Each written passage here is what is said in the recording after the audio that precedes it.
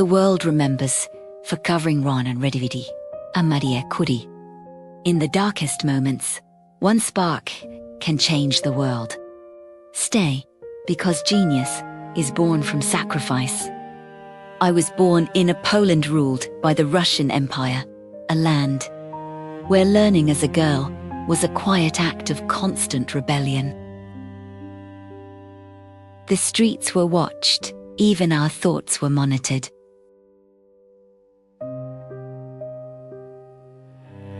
I read hidden texts at home, pages the regime tried to erase. My mother's death marked my childhood forever. I decided, in silence, that my mind would never belong to anyone.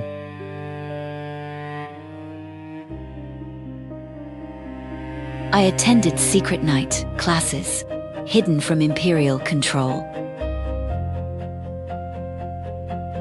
I taught during the day and dreamed of equations at night. I saved every coin with almost obsessive discipline. Warsaw faded behind me, wrapped in mist and unfinished. Promise. I didn't know what awaited me, but I carried fire in my eyes. I slept in a freezing attic in Paris, studying until dawn. Sometimes hunger was stronger than exhaustion, but not stronger than my determination. At the Sorbonne, I graduated first in physics, surrounded by men who doubted me. That was when I met Marie Curie, a man who respected my mind before my name. Our laboratory was small and poor, but our ideas were immense. I discovered that uranium emitted an invisible energy no one fully understood. I called it radioactivity, without imagining the impact it would have on the world. I processed tons of mineral with my own hands, under dust and exhaustion. In the darkness of the laboratory, radium glowed with an almost unreal blue light. The Nobel Prize came in 1903, but at first they forgot to mention my name. In the shadows and silence, that mineral seemed to be hiding a secret. I measured again and again, searching for an answer. The numbers barely whispered. Peer, and I understood it was not an error. It was something anti-religno.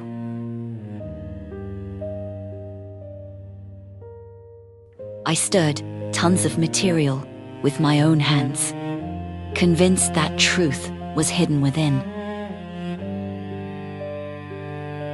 Exhaustion weighed on me, but curiosity was stronger. At last, I isolated a new element. I named it polonium, in honor of my homeland. But something even more powerful remained, an element that glowed in the dark, radium. At night, the laboratory glowed with an almost magical blue light. The world began to look toward our small laboratory in Paris. The world applauded beneath golden lights, but all I felt was a deep exhaustion. In 1906, a wet street in Paris took Pierre away from me forever. The laboratory fell silent, and that silence filled everything. I chose to continue. I took his place at the Sorbonne and became its first female professor. Not everyone celebrated my achievements. Some preferred. I stepped onto a stage once again, this time for a second Nobel Prize. I worked without rest, unaware of the invisible damage touching my skin. When war erupted, I brought science to the front lines. Those small machines helped save thousands of lives. The light I discovered illuminated the world, but slowly consumed my body. The energy I studied taught me something. The invisible can be the most powerful. Electricity, radiation, forces you cannot see, yet they transform the world. Like misunderstood genius. Europe was scarred by war, but science had to continue.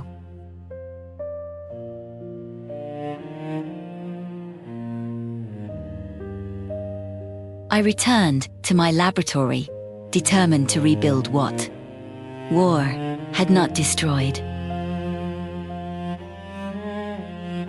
Now I taught young scientists who looked at the world with hope. My daughter, Irene, began following my footsteps into research. I traveled to other countries where science was opening new doors. In America, they raised funds to support our work. Without seeking it, I became a symbol for many women. But my body was beginning to suffer from years of exposure.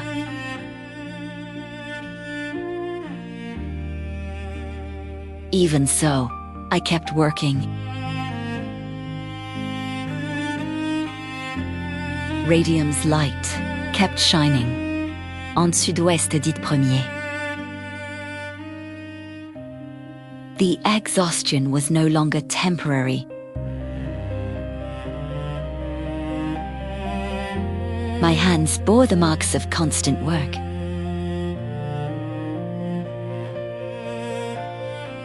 I visited hospitals where radium was beginning to be used against cancer. The same substance saving lives was weakening mine. I never regretted choosing that path. Doctors finally understood radiation had left its mark. I reduced my public appearances, but not my commitment.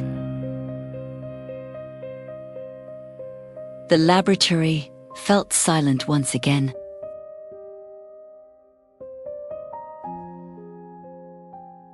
I knew my time was growing short.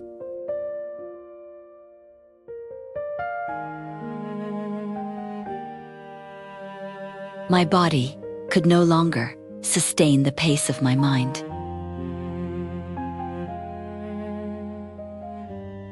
I entered a sanatorium seeking rest.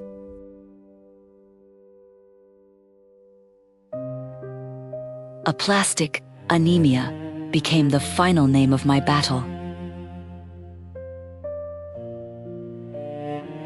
I said goodbye quietly, without drama.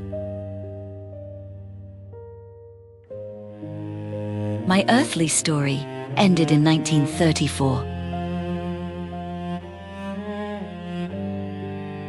The scientific world mourned my passing.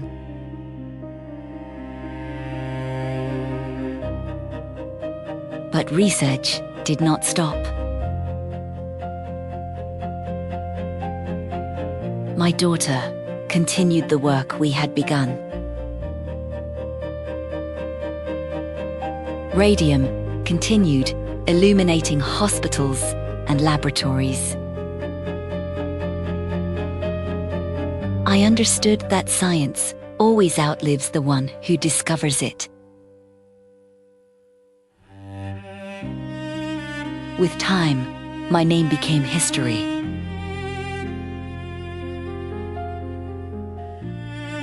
The institute I helped found continued to grow. More women entered laboratories without asking permission. Radiotherapy became hope for millions.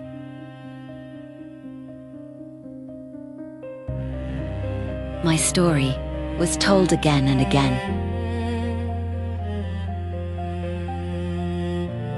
Years later, France transferred my remains to the Pantheon. In Paris, where those who shaped history are laid to rest.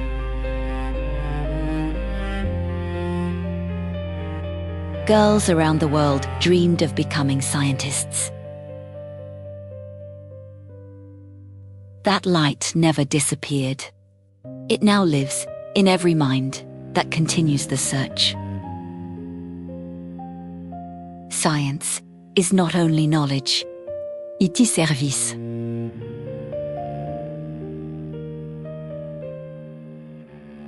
I died as a human, but my light remains.